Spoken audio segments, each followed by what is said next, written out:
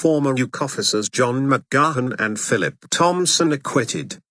2 former RUC officers have been acquitted of perverting the course of justice during a RUC investigation of an IRA murder in Londonderry in 1979.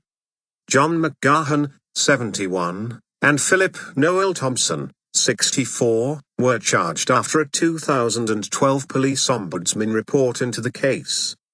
Lieutenant Stephen Kirby was shot by the IRA in February 1979.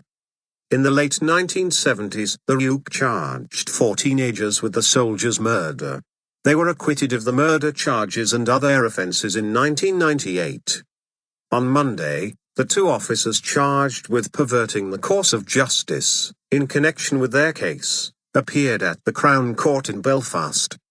Within minutes of a jury being sworn in, a judge directed the 12 members to find the 2 former police officers not guilty, after the Public Prosecution Service, PPS, offered no evidence. In December, the PPS said at the opening of Men's trial that it did not intend to offer any evidence against Mr. McGahan and Mr. Thomson as a result of information it had received from the Police Ombudsman's office. The PPS said the information was not available to it when a decision to prosecute the 2 men had been taken. Responding on Monday to the collapse of the case, the 4 men who were originally charged as teenagers by the RUC said they had been failed by the PPS.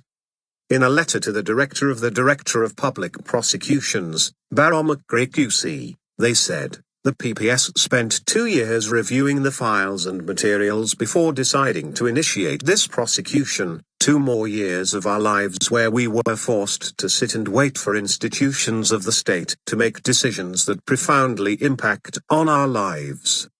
In this 2-year period, during which the PPS reviewed, examined, analyzed, sought legal advice, sought additional advice, why did the PPS not seek and examine all of the materials relating to this case?